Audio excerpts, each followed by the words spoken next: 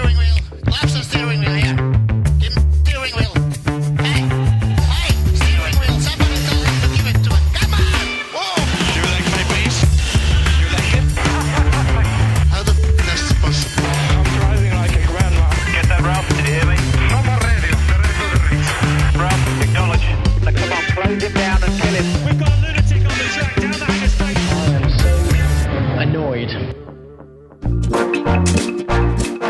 Boys and girls, your attention, please. Hello, welcome back to the Inside the Park for Rain. It is podcast number 931, the Japanese Grand Prix review. That's right, this is Todd. No, Todd, not now. You know what we do on Race Review Weekends? We watch one, then we talk about it. Then we watch one, then we talk about it. Come on, Tom. I should know by now, don't you think? And we're going to talk about the riveting Japanese Grand Prix because, my, is there so much to talk about, huh? We'll see. But before doing that, I have to actually bring in my co-host. You know what that means. Ripped from out of the wasteland. He's bad, he's beautiful, he's crazy. It's... Hello, everybody. This is Paul Charsley, the International. It's Paul Charsley representing Go Blues. Woo, go Blues. That's right. Yeah, man, that band's pretty loud you got there in the room. Yeah, you like that band? Yeah, they're over there in the pretty corner. loud, yeah. Yeah. Getting a little crazy over there. I know. Tell them to calm it down. I know. I feel like I got Paul Schaefer over there or something. I don't know what's going on. Yeah, baby. Yeah, man. So, my, we're having some fun now. Yes. Yeah. So, Paul, I mean, the F1 pundits, I feel bad for him because, Sky and everybody was talking about, oh my gosh, this is really setting up to be a real firecracker of a race. And, Max pulled the rabbit out of his hat. And he's going to get chased down and devoured by McLarens, by a brace of McLarens. And none of that happened. None of it. In fact, nothing happened. Nothing happened. Yeah, nothing. I have a soundbite for that. Nothing. Yeah. I feel bad for the crowd. They put all the effort in. I know. Made all those hats. The crowd brought it. The race did not. The Japanese crowd always brings it. They're terrific. Yeah. Absolutely love that crowd. I can't wait to go and do a race in Japan. I know. And if you go to Suzuka, somebody better put your butt in a car and let you take R130 flat.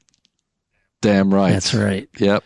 I've been through Eau Rouge now, so now I just need 130R. Yeah, right? R130R, yeah. Yeah. What did I say? R130? I don't know. Is that on the elements table? I don't know. Oh, man, it is not easy. It's actually, it's not easy. It's nearly a semicircle. Yeah. R130. It is. I was told there would be no math in this podcast. Oh, my. Well, let's do a little formation lap. Let's not spin it on the formation lap. Do a little table setting here. It's a tough circuit, made tougher with the multiple red flags for fires, leaving some of the rookies with limited running on the track, including Jack Doohan, who sat out FP1, which I thought was a little odd, given that he really could have used the runtime in FP1. Okay, fair enough. Red Bull looked on the back foot all Friday, if I'm honest, and it was an amazing turnaround for Max with an incredible pole position. I think Christian Horner said they had the car completely upside down all weekend, trying to figure out how to get the understeer out on turn in, or the understeer at mid corner, the snap oversteer and the understeer. They were just really wringing its neck, chasing the setup of that car. And then come Saturday, they definitely got that. Had a brilliant pole position. I thought it was terrific. The resurfaced Sector 1 was kind of interesting too. I noticed when they stopped it, and I think Sky pointed this out too, but it seemed to retain a little bit more moisture than Sectors 2 and 3. So that was, kind of a little head scratch. You had to be a little careful at the start of that. There were still some patches of water. Really around the whole track, but primarily in Sector 1, I saw. Well, at least it wasn't fires. At least it wasn't fires, right? I mean, so that's good. I did love seeing the drivers almost literally throw the cars into Sector 1 and Sector 2. That is so fun to watch. I love how they were doing that. And I say this every year, Paul. It's like a scratch record when the Japanese Grand Prix comes along, but I say it every year. In my time watching F1, it's the 130R was the beast, right? And then it was spoon curve, right? And now it's the Degners, and how time has changed with cars and the technology. But the Degners are a lot of fun, especially Degner 2. So fast. Yeah, Yeah, that was definitely the one that kind of a little mistake here. You just lost a ton of time, especially in practice. We saw a lot of that, and in qualifying. Saw a lot of them putting wheels over the curb there for sure. Yep. And the other thing I noticed out of this weekend, kind of noticed it really since the beginning of the season, but I did want to mention the difference in commentary from the broadcasters and F1 pundits and fans online. Excuse me. The conventional narrative is, well, time out here. We need to give Carlos, Lewis, Kimi, Isaac, Ali, Yuki a little more time to come to grips with this car. Meanwhile, you need to get Jack and Liam out now. And I was like, Aussies out. Yeah, I was like, do they not get a little time to come to grips with their car? What's the difference? Why does Carlos get time to come to grips with a Williams, no less, and Jack and Liam, who first time in those cars, don't? I don't know. Where's the parity, Paul? Yeah. I mean, it's a shame we're doing, obviously, missing that practice. You got to think Briatore's behind it somewhere, padding his wallet somewhere. But the guy that got the pre-practice, did you see? Right after the Japanese Grand Prix, he now moved over to the Alpine team. Yeah, as their number. It's like, really? So you took your new guy, you took him, take away half his practice for a guy that wasn't actually going to be a part of your team on Monday. Right. Interesting. Yeah, it's very interesting. How to tell me you want to get rid of Jack Doohan without telling me you want to get rid of Jack Doohan. Right. Yeah. It's one of those things. It's unfortunate. And I'm just saying, why the difference? Okay, Carlos and Lewis, they're veterans. They've been around a long time. We know they're great drivers. Give them time to get. I get it. But, Kimi, Isaac, Ali, they're rookies, just like Jack and Liam are, right? So, Ollie's had some odd things. Isaac had a spin on the formation lap. No one's calling for their, hide. And yet everyone's screaming for Liam and Jack to get dumped. I don't know. It's weird to me. Yep. Well, let's talk about the race. Let's get into it. Paul, I've been writing about Formula One at the Park for May for 20 years. I've been podcasting for 18. All right. And, Paul, you're just going to have to give me a little time to come to grips with podcasting here, Okay. All right. So everybody just back off, Give you some slack. Give me a little slack. You'll flourish. You'll flower. Yeah, I think so. Probably if we give you just the space and the time. Once I get my podcast craft down, and I like a sharp turn into the podcast, I do. And I definitely I don't like music, understeering a podcast. I don't like waiting on it, No.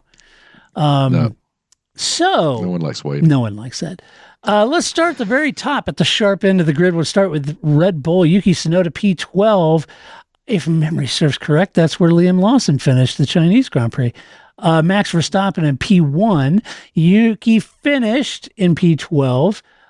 Interesting to see him struggle more, though, as the weekend progressed. The Sky team said that he had more downforce on his car, so a different setup. And at first blush, just think, okay, well, maybe hedging possible. I don't know. But then I got to thinking, and I'm assuming here, set me right, Paul, but I'm thinking maybe he had a little more downforce to make him a little more comfortable with the car. And maybe a bit of a strategy move, maybe could be splitting the strategy a little, but I think if the changes they made for quali with Max, if they also made that on Yuke's car, that would have been, even more difficult for him, I think. And so maybe his pace was off, a little bit because he had more downforce, but maybe that was kind of, getting embedded in and a little bit more comfortable with what has been called an incredibly twitchy car. That's my guess. Yeah, I mean, it's definitely a good strategy for a team. Obviously, year after year at the Indy 500, it's the same strategy, right? Yeah.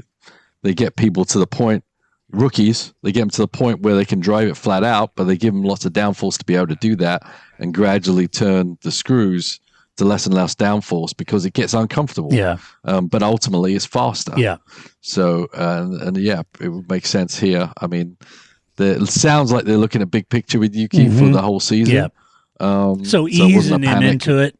Yeah, ease him into it. And maybe they're learning. We said, the issue isn't Liam Lawson or Albon or Gasly or all those guys. Yeah. It's how the team goes about bringing in new drivers to the team and say, hey, here's Max's setup, drive it or go away, maybe, just maybe they're learning, but that would be probably the best scenario to bring a new driver in. It's definitely not to throw Max's ultimate setup on there because he's nearly the only driver that can drive it. Yeah. That's what Alonso said too after the race. So yes, I mean, in qualifying, Lawson, was ahead of Yuki, for qualifying, of course, but but Yuki got around Liam at the start. But I would say, on balance, though, Paul, I'd say he had a pretty good weekend, all things given, especially with all the pressure of being a home race, et cetera, first time in the car. I thought he looked pretty decent in Friday practice. Obviously got a little slower. Qualifying didn't go great in the race. He wasn't tearing up the top 10 for points. But I on balance, though, I can't really say that he had a miserable weekend. I think he did okay. Yeah, it was. It was decent. I would say. Obviously, the qualifying was so important here, and he definitely blew that. Yeah, or are my expectations a little low because this guy's been driving for that outfit for 4 years, right? Well, he's definitely coming with a lot more experience within that team than anyone else has moving up to the team. As they said on the TV, he's been on the simulator. He understands the team. Yeah. He couldn't be set up more to be a teammate to Max, I think. Yeah. So yeah, the qualifying didn't go well, and he kind of got stuck back there. I think he looked fairly decent in the practices, etc. Yeah. Hard to tell. Obviously everyone's on different schemes during the practices, but I don't. It's definitely not a reason to then start looking for the number 3 driver for this year. Right. But it also wasn't like, oh my God, finally we got someone who could, back up Max. Right. That definitely didn't happen. Yeah, I'd say, and at the risk of sounding contrary, given the team's lack of patience with Liam, I would say give Yuki, a little bit more time. Let's see if he can get his head around the car, if they can get a car that's comfortable for him to drive, that he's quick in, something Liam wasn't really afforded. But I know that the team feel Yuki would be, or at least this is what they publicly said, that Yuki would be beneficial for them in car development and trying to get that RB21 a little more complacent. I don't see that. I don't know. I don't think that's been Yuki's moniker anyway, and you've got Max Verstappen to figure out the development. But yes, maybe with 4 years experience, maybe he can tune the car a bit more to his liking than Liam was able to do because of his lack of experience. Right. But going into it, they knew that. Right. Yeah, right. So they should have afforded it. Yeah. On Max's side, like I said, is sublime on Saturday and Sunday. I thought he had a fantastic race.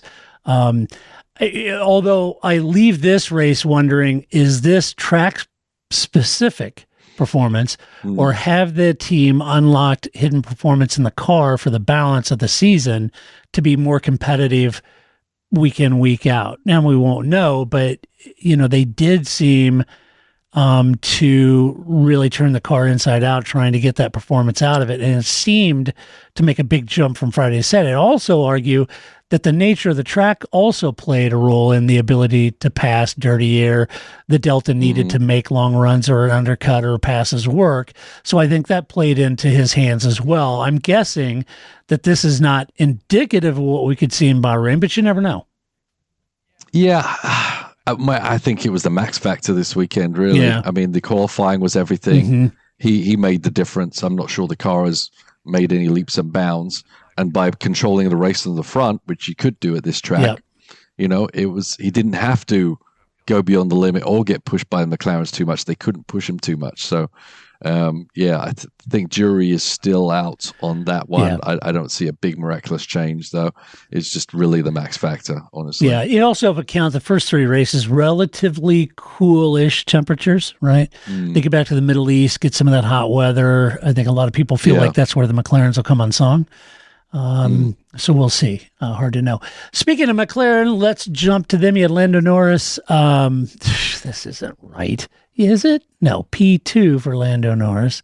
P3 for Oscar Piastri. Yep. I didn't even bother changing that. That's terrible. I was looking over my notes and I was going through your notes for hours last night, and I should have picked that up in the editing. Yeah, hours. I know.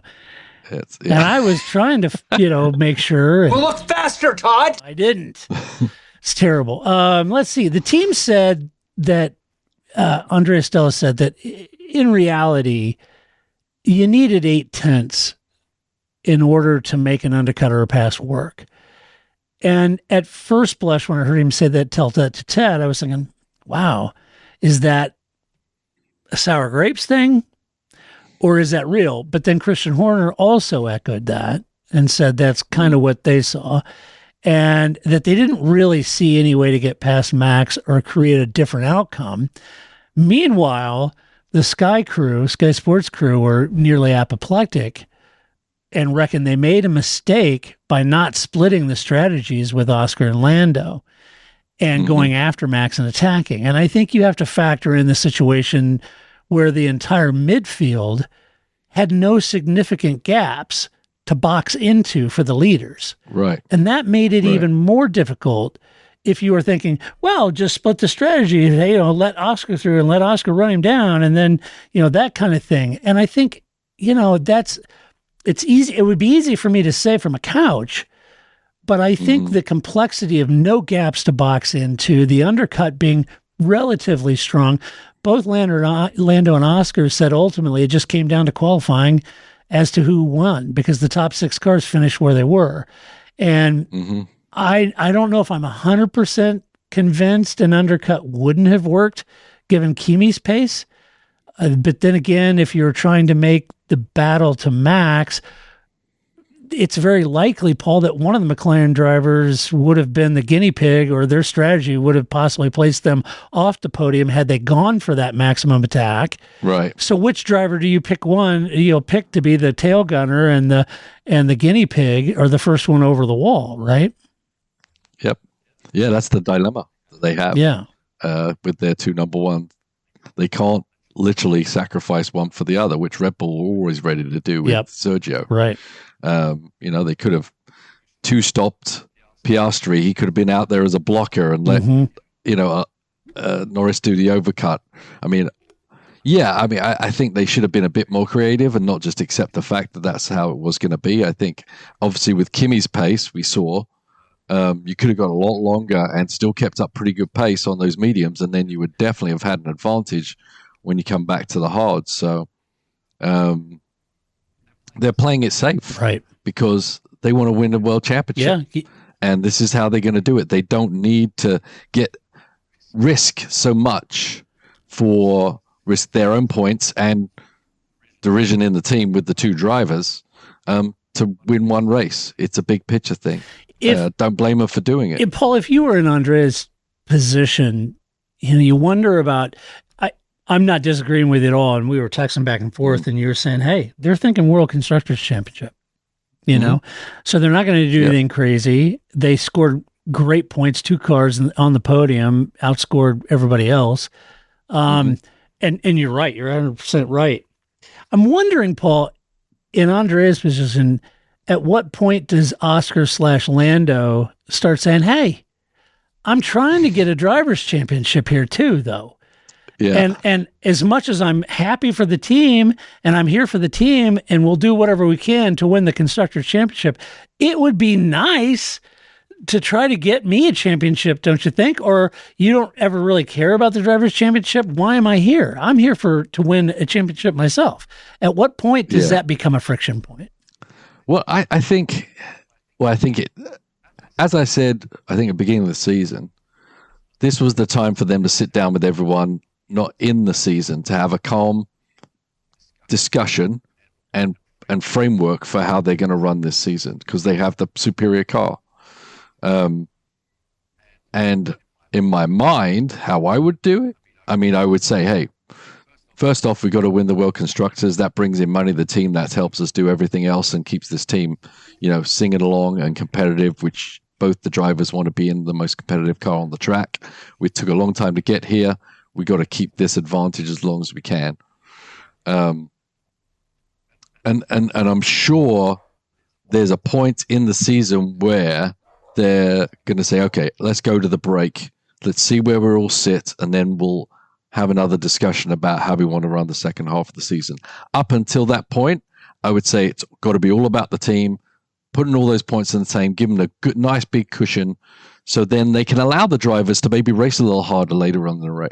Right now, if they start racing each other now, they're putting themselves in jeopardy and McLaren in the Constructors' Championship. So they've got to play the game for a while. The only way for these guys to differentiate themselves from each other is qualifying, the start of the race, not making a mistake, getting out in front, and that's your chance. And it's in the driver's hands to out-qualify his teammate and to gain that advantage to the race and kind of gain the priority in the race as well. So till that point where McLaren have satisfied that they've got a good enough cushion to win the championship, I don't see a lot of change in the format of how they're going to go racing. Yeah, it's interesting. You could say at the beginning, I was just thinking, as you were saying, maybe at the beginning of the season, you're saying, well, look, here's how we're going to roll. If we're here to win the Constructor Championship, and we'll do whatever we can to get the drivers too. And the reality of it is, if we're running 1 and 2, we're going to hold station and we're going to finish 1 and 2. Right. And if the trailing car is markedly quicker than the leading car of the two, and it's verified and it's clear on our data too, we're going to swap cars. All right. And we're going to swap them and let them attack or whatever. But you set these ground rules up front, or at least you right size the expectations going in. To your point, though, maybe get that Constructors' Championship where you're feeling comfortable enough to make maybe that focus switch a little to the Drivers' Championship and see what you can do. But I think it's going to come later on. I mean, it is tricky because the strategy wise, they've got to think of each individual driver, not upsetting them, not giving anyone a obvious advantage in that, because that was obviously what reared its head last year, which was uncomfortable to say the least between them, right? Yep, I agree. Well, let's talk about it. Lando Norris, good start, ran with Max, held off Oscar for P2, had that close moment with Max as he stopped at the same time. Sky was wondering why they boxed him with Max instead of the undercut. He ran wide in the grass, slotted back behind Max into P2. That's where he finished. A lot of talk about boxing with Max, as I mentioned, but perhaps I'm guessing, Paul, that the tire deg was so low that any gain that he might have had would have been very, very low in terms of grip difference over a lap.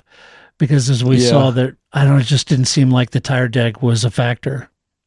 No, and it depends how quickly. There was obviously a lot more grip in the track.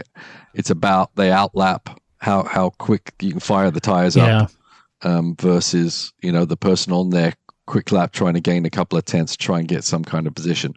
I would say it was worth a try. I don't think it was going to put him in jeopardy because Piastri was still like 4 seconds or something behind him when they came out of the pit lane. So I think they should have given it a go, at least for that fact. But I said I think it's going to be interesting how safe they play it the whole time. And the pit stop was quicker. They nearly beat Max out, but then obviously Max was not going to give Lando enough room to allow him to the inside. That definitely wasn't going to happen. No. Max absolutely knew where he was and took up all the room he could. And not allow Lando to do that, which I'm quite surprised Lando was chose to go on the grass. Quite yeah, honestly, I was too. Yeah, you never know what can happen. You've get never been on the grass before. Yeah, get a puncture. The car bounces in a weird way. Yeah, damage the underneath. I don't underneath. think that was the best idea either. No, I don't either. I think he should have backed out, slotted in P2 and went after him. Oscar looked quick too. He radioed the team and told him he was quicker than Lando, and he wanted to take a poke at Max, but the team didn't orchestrate a swap. Oscar finished down in P3. Paul, I also think, talking about Oscar's race, this is pure speculation on my part, but I'm kind of wondering if boxing Russell didn't force the hand of McLaren a little bit. Because if the delta is right at 0.8, and that's what it takes to get around someone or make an undercut work, he wouldn't have had a chance really to repass George had he lost that spot, I think, as it turns out. And the team clearly knew that. So when people say, well, he boxed early and why would they do that? I think he was covering Russell, and I think Russell started. That's my guess. I don't know. Yeah, absolutely. I mean, he was running behind Lando. That was who he was racing, and who they were concerned of. Yeah, right. With good reason. I mean, George has been on the podium twice, this season, so they had a reason to think that might be an issue. So good enough. Hey, by the way, I don't know if you heard. You probably didn't watch Sky Sports, but I didn't know if you catch one of the 132 times that Crofty told the world that it was Oscar's birthday. No, I did not. Oh, bummer. Sky. Okay. I think I mentioned that before. I think, not the biggest fan of that side of things. Yeah. But back to the Oscar thing. So, just because lost my train of thought there was Oscar's gonna say he's faster. Yes. I mean, that's Lando's gonna say he ran me off the road. Right. They're all. Right. Trying to politic themselves into a position. Lando's going to say, I'm just saving tires. Yeah, but the team knows the conditions on the track are that whatever position you're in, you're kind of going to get stuck. And even if Oscar did have a go, he would have got stuck behind Max just like Lando did. Right. And then you got to switch the positions back, and then that opens another whole can of worms. It does. So probably better to play it that way, understanding how the track was running and how difficult it was to pass during this event. More power to McLaren. They may, they may have a hard time preventing the Rosberg Hamilton debacle. Who knows? We'll see. And not as good news, Ferrari, Charles Leclerc in P4 off the podium. Lewis Hamilton P7. Charles had a handful of George Russell early in the race, trying to keep the Mercedes at bay. He did manage to make his stop work. He didn't lose any ground and came home in P4, so that was good for him. Getting a little testy on the radio with the team these days is young Charles. Yeah, but not. I had my fantasy picks, man. I have sank like a stone in the in the cushions of our couch. I had the podium is Lando, Oscar, and Charles. Damn you, okay. Max. Yeah. I had the two McLarens. I had Norris, Oscar, and Max. So I didn't get any either. I nearly, but not. But luckily, I think my actual team, not my predictions, is my strong point right now. Well, sure I'm not telling you what I got. Tell everyone what your team is. No, I'm not going to. Let's see. So, I mean, not a great race, but P4 is thereabouts for Charles. Yeah, I mean, obviously they're waiting for. And maybe it is the cold weather. This car is not, but there's a lot of races. Luckily for them, to try and make up that time, but right now they're just kind of pedaling, praying for average, just waiting for something to change, waiting for the world to change. Right. But probably pretty lonely race for Charles, unfortunately. Right. Let's see, Lewis, tougher day for him, starting on the hards, which I at first blush, kind of mid first stint, I was thinking that might be a good split strategy actually. Unfortunately, after a long stint running in P2, he couldn't get the pace out of the medium tires. said the team identified something that wasn't performing well on the car, and so he was hoping that they'd fix that for Bahrain. We'll have to see, but finished down in P7.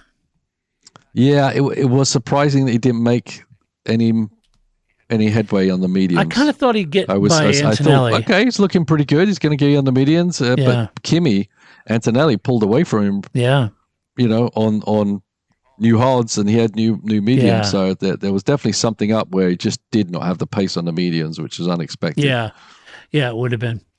Let's see, Mercedes, Kimi Antonelli P6, George Russell P5. George finished where he started, as did the first 6 cars, as I mentioned, but that's not all bad considering that he had the pace to run with the Ferraris, keep the Ferraris behind him. George tried the undercut and was unable to make that work. In fact, I think he may have lost a little time on that. I don't know if that was a slower stop or not, but perhaps I do think that spooked McLaren into doing the undercut. And George also said that Pirelli should have brought softer compounds to resurface tracks because he said those hards would have lasted the entire race. Right. Yeah, it's hard to know, though, because, resurfacing... Yeah. Everyone's not resurfaced in the same way. Sometimes a new surface can be brutal, but for the most part, it's not very abrasive, a new surface, and usually it affords a bit more grip. So I would probably agree with that. Yeah. It's another P6 for Kimi Antonelli, and he led the race at one point, making him the youngest driver to do so, which was great. Watching Kimi in his final stint, Paul, I have to admit that it's hard not to consider that there's something very special about this young guy. Yeah, it was really an impressive drive. I think the long stint maybe was more impressive than the second shorter stint because he obviously had a tire advantage, but keeping the pace on those tires for so long, where he wasn't like back in the middle of the back of the pack there when he came back out was very impressive also, especially for a guy that we know is like full attack mode most of the time. Seems to be making short work of the learning craft of taking care of those tires. Yeah, for sure. It was a good run. RBs, you had Isaac Hedger on P8, Liam Lawson P17. Isaac, what a great weekend. He had scoring his first points in F1, terrific run to P8. Good to see him overcome that moment in Australia, get that out of your head. He bounced back in China. And then cried it all out. Yep, he cried it all out, and then really bounced back in Japan. Looked great, doing a great job, I think. He even held off Lewis for a little bit, his idol. Lewis got around him eventually, but that was good. And, all that while having your privates squeezed in a vice grip. So you got to hit it, you overcame that too. And that's, it's not always fun. So good weekend for Isaac. Fun. Great job. It was great. I mean, could you imagine your idol, you being side by side with them on the grid and actually being ahead of them and having them in your mirrors? How cool would that be? Yeah. That'd be like being James Hunt, bouncing off each other in a saloon car race or something. It'd just be thrilling. He's a surprise to me, honestly. I wasn't expecting a lot from Hajar. He's got pace. He does. I think there's going to be some ups and downs for him, but I think ultimately he's, he earned the right, and he's really showing why they chose him. And as I said, I did not see it coming. I thought he was just going to be, kind of mired there at the back, but he's having some good runs. He is. As we say, if someone can put their head above water or above the heads of some of the other drivers in F1 this early, it kind of shows you that they've got something special. Yeah. So I'm looking forward to seeing what else he's got there. Yeah, me too. He's had a great start to the season. Yeah, he had the thing in Australia, but that happens. And just a great job. Good job, Isaac, and keep it up. Liam, tougher day for him. He out-qualified Tsunoda, and I'm sure that, he felt a little vindicated by that, but he came on P17. Liam got jumped by Yuki, ran a long stint, giving him soft tires for the final stint, and for some reason, he just couldn't get the softs to work like Carlos Sainz, who had boxed at the same time for softs. Carlos got his to work. Liam couldn't. I'd say that it might take a bit to get back into the RB rhythm for Liam. I mean, let's see how he does in Bahrain. And keep in mind, he's only had 3 abbreviated practice sessions to get used to this car. He's never driven this car, right? Mm-hmm. So, and Isaac's had 3 races and all the practice and sprint race and all that in it. So, give him a little time here. I know I just said at the beginning, the entire world seems to want him gone, but I think you got to give him a little time here and let him get his sea legs in this car.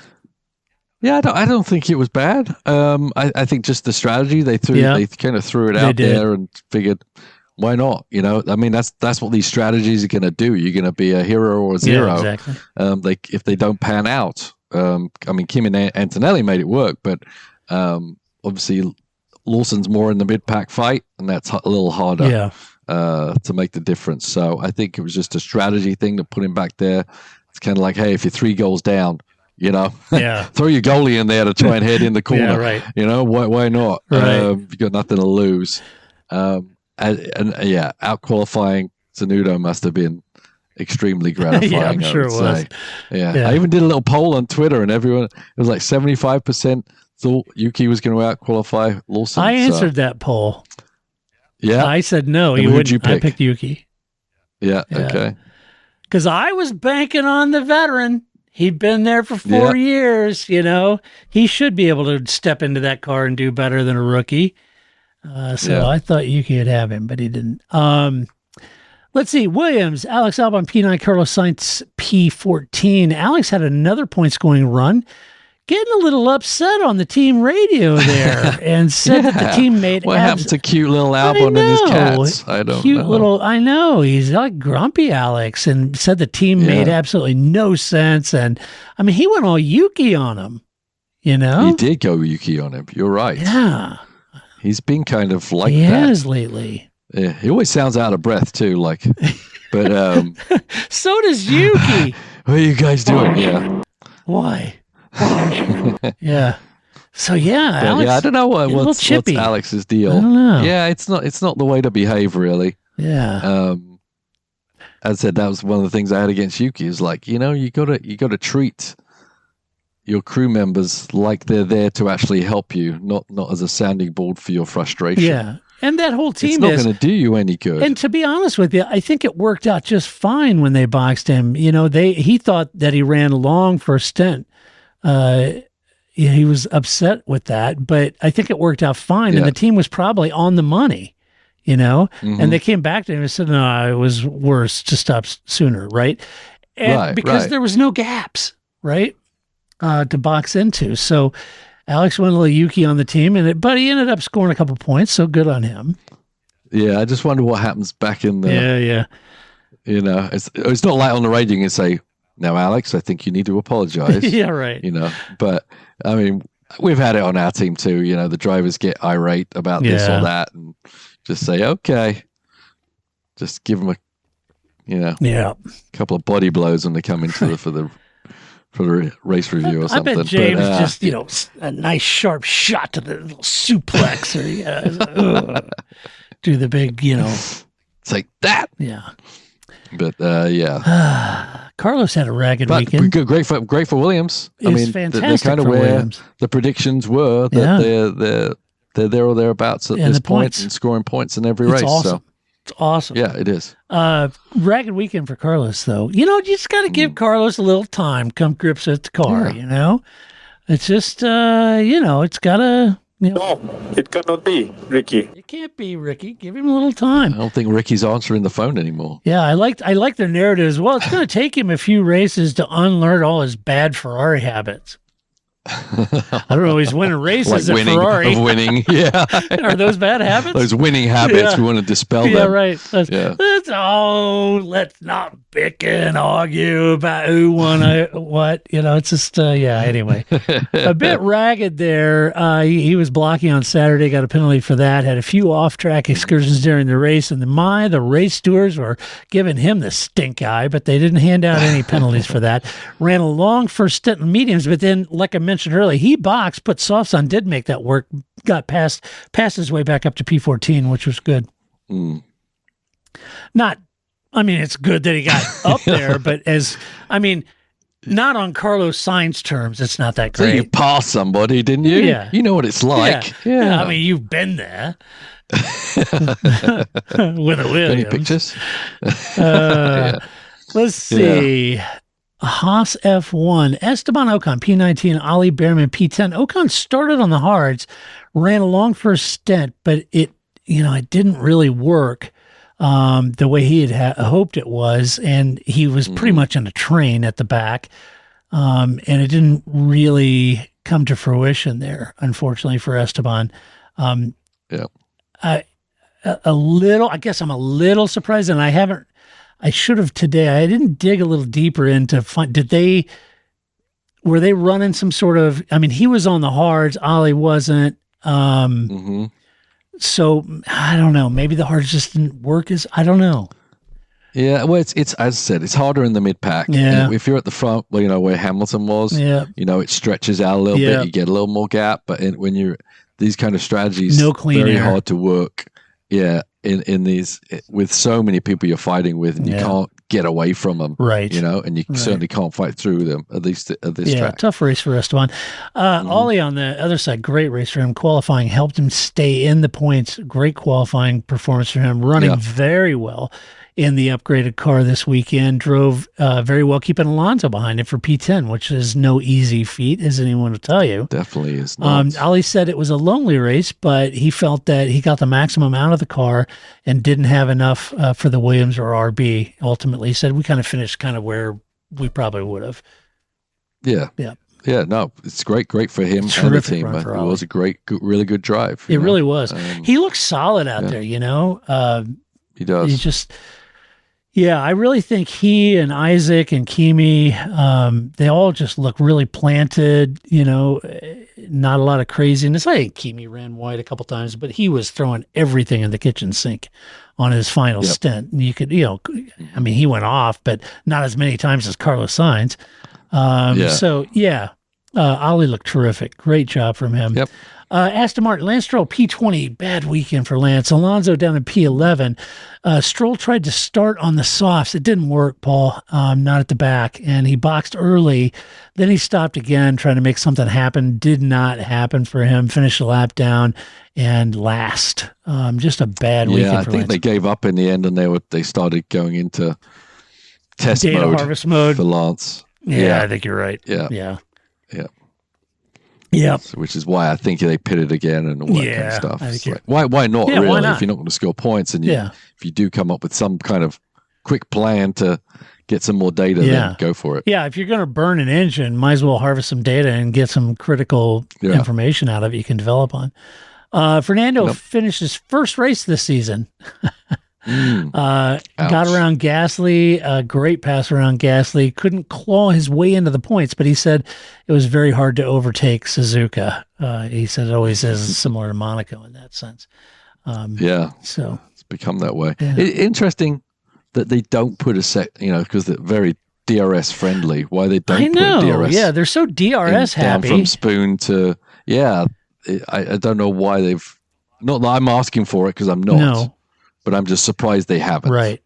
Me too. At a track where they're saying, the dirty air is just basically making it processional. Yeah, me too. Because if they know that, it's very on brand for F1 to throw 2 or 3 DRS zones in to spice up the show. But they didn't do that here. I'm not quite sure. Yeah, maybe make the DRS zone around the other side of 130R. Yeah. So whoever wants to leave that wing at 130R. Easy now. Well, maybe it's not so easy if you have your DRS flap open. You could turn it back into a beast, couldn't you? Exactly, you could. Yeah. Well, no, you have to run it open through there. Right. Yeah. And all of a sudden, everybody's doing an Alan McNish. Brutal. You don't want to see that. No. Yeah, that was bad. Let's see. Alpine, Pierre Gasly, P13, Jack Doohan in P15. Pierre started in P11, finished P13 after being passed by Alonso at the start. He boxed at the same time as Alonso and had a slow stop, lost him a couple places. Difficult race for Pierre. I just don't. Let me put it this way, and not that I'm a grand apologist for Pierre, but if the pace was in that car, he would have found it, and it just wasn't there. Yeah, for sure. Yeah. Yep. Yeah. The other the other thing, Jack also started on softs, boxed early. They had to swap places with Pierre because he was on fresher tires. So the team orchestrated the swap. Jack had to run a long stint on the hards, and while I think he did a decent job and finished thereabouts with Pierre, which is what I've said from the beginning of the season, what he needs to do. Again, everybody's calling for his replacement after the crash on Saturday, and I agree. The crash on Saturday wasn't great, but no. He finished thereabouts with Pierre. I get it, a driver error, and I don't know. I guess a driver, anyone recall Rosberg in the wrong engine mode in Spain and then took both he and Lewis out of the race? Does anybody remember Isaac Hajar spinning on the formation lap? How about Lewis running in the back of Kimi Räikkönen in the pit lane? I mean, Logan Sargent at Williams. Every race. Yeah, I mean, it happens. And Sorry, Logan. And it was, not a great deal. I'm sure Jack feels horrible about it. But the reality of it is he had a decent race. He finished pretty much in the same zip code as Pierre Gasly. The pace wasn't in the car to do anything really more. Yeah. So it was a big error. It was. In that, and put him behind. But did the team put him in that position? Mm-hmm. They sat him out in FP1. They sat him out. And then the FP2 and 3 were marred with red flags and fires, so he didn't get a lot of running then. Right. He's a young guy under pressure already. Then you take away a practice, which puts him even further under pressure. Yep. He's out there, first guy out in practice too, trying to make something happen, fighting for his career, really. And he definitely had a brain fart and made an error that was on him for sure. But the team is not helping. I'm giving it 50-50 on the team and on Doohan on that crash. And I think he did come back from it pretty good. And I think he drove a decent race. It's not, he's not going to set the world on fire because neither was Gasly. No. So no. Yeah, it's. I don't know. I just feel bad for Jack. Because I think he's a good driver, and everybody else gets to. Well, you got to give him time to come to grips. If you thought Helmut Marko was being tough, let me introduce you to Flavio Briatore. Right. All right. I mean, he kind of makes. We just hired 3 reserve drivers. Yeah, I think he kind of makes Flavio look like the cuddly uncle. Or he makes Helmut like the cuddly uncle. I mean, Flavio's draconian as it gets, and he knows there's a bunch of money behind Colapinto, and they want the money, And I just. But they're obliged to let Jack Doohan keep going. Yeah. And I'm sure there's some legalities in there, and they don't want to buy him out of the contract. And they, I just feel bad. I kind of feel like this is a young guy who's worked his tail off to get to Formula One. He's finally got there, and the team is trying to invent ways to get him out of it. And it's a shame that it's come to this. I realize it's a dog-eat-dog world, and you have to put up or shut up, and it's all about performance, and I get that. But, I don't think Bortoletto is running around right now with the team actively benching him, giving him limited running time on a track he's not familiar with, and, and in the press saying, the entire press and media, can't wait to get Colapinto back. I don't know, folks. To me, it just rubs me wrong. It's a parody thing for me. Yeah, for sure. I think so. Kick Sauber. Speaking of Gabriel Bortoletto, P19, Nico Hulkenberg, P16. Tough day for Saubers. Nico said, the car actually felt okay. Would have liked to gotten more out of it, but he said, same as Alonso, Suzuka's notoriously hard to overtake at. He spent most of the day in traffic, making it hard to progress anywhere. As you mentioned earlier, a lot of traffic, a lot of dirty air, difficult to get around. And if that 0.8 number is real, then a Sauber having 0.8 pace advantage over the Alpine in front of them was going to be a very tall order unless there was a massive tire delta, tire compound delta, which they didn't have. Yeah. Truthfully, the Sauber is looking better than it did last year. I agree. Yeah. I mean, at least it's fighting with people. Last year, it was literally fighting with itself. Yeah, yeah, for sure. It was fighting to be last year. Mm-hmm. So, it was a decent race, but not exciting. Gabriel had wheel spin at the start. That kind of paid to his race, Paul, dropped him back to the tail of the grid, making things, that's a lot of work to be starting back there. You get wheel spin, you drop to the back, trying to get back up. Very difficult for him. To pass anyone due to the nature of the track. Both the drivers basically said for them and the team, it was pretty much kind of a learning experience. Kind of as you alluded to with Lance Stroll, is just data harvest, working hard on what to develop and how to improve. Mm-hmm. Yep. So that is the teams. That's what we think of the teams. But we like to hand out awards for each race. We squeezed it in. I know, we got it all in, didn't we? I mean, what an action-packed race. And that's why it's always good to have your own personal Charsley here to review. Depeche Mode almost had that song right. It's your own personal Charsley. Someone to hear your prayer, someone who cares. That's you, Paul. Do I care?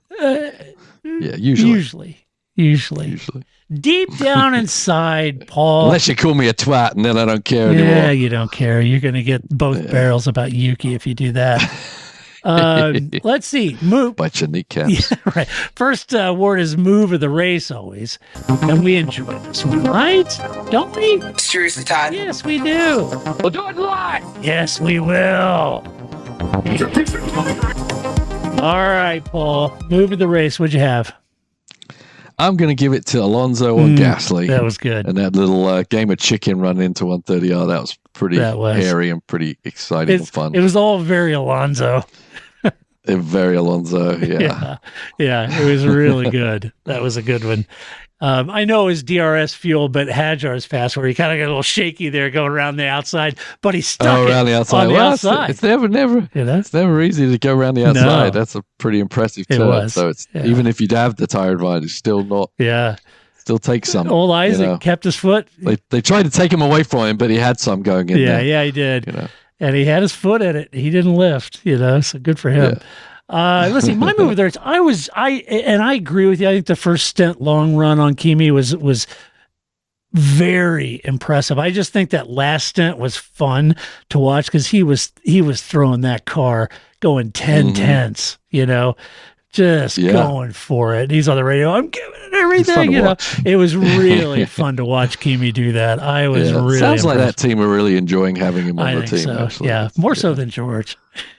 Yeah. Did I say that? Did I just say that? The inside thing out loud? Oh, no. I'm pretty sure Toto and Susie drop him off at school after the races. Me too. Susie's pick him up. Susie's homeschooling him by now, right? They're going to the fair, Would you like an ice cream, Kimi? Right. Yes, please. Right. Let's do your maths now, Kimi. Okay. No. What's this? What is Toto wearing at the pool? No, we call that a budgie smuggler. Anyway, you can see Susie homeschooling Kimi. I like that. All right. So the next award is always Donkey of the Race. Oh, yeah. Yes, I can hear you, Clem Fandango. Yes, Clem Fandango. Can hear you. Oh, Jesus. All right, Paul.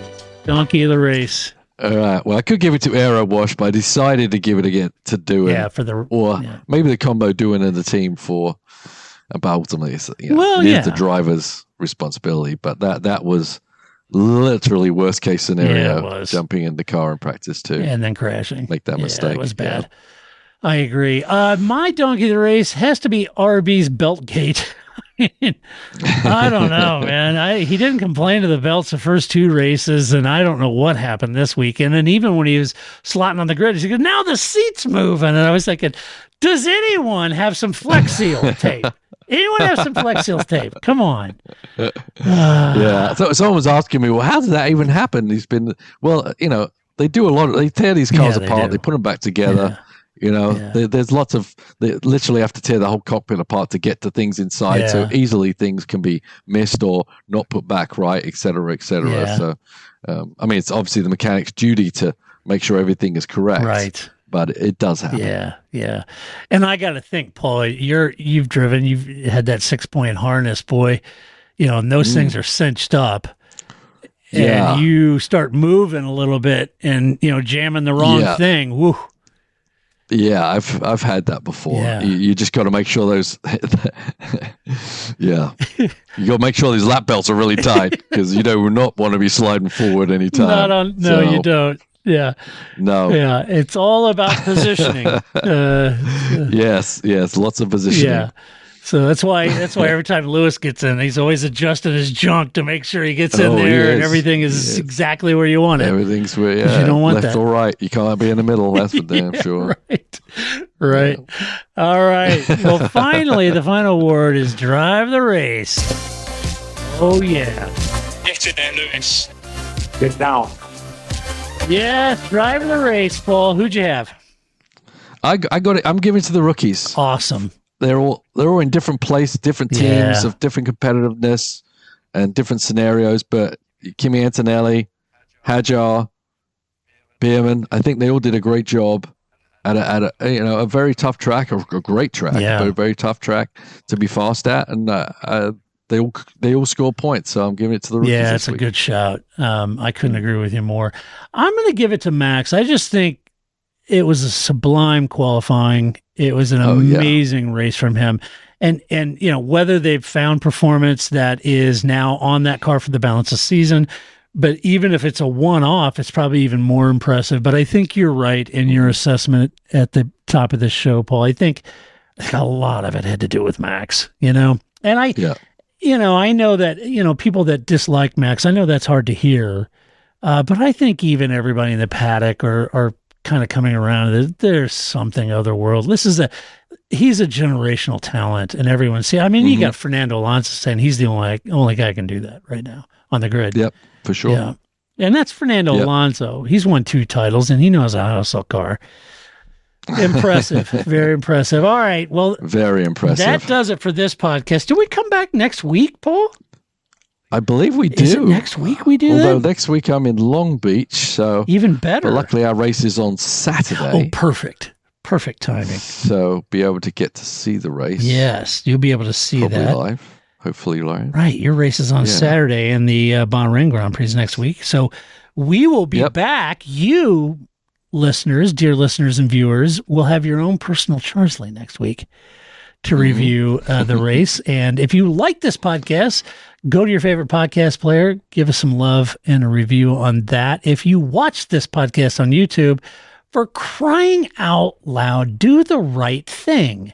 Hit subscribe, hit the bell icon, hit share. Come on, people. I'm trying to get out. I've been doing this. Your money's no good in the stock market. Yeah.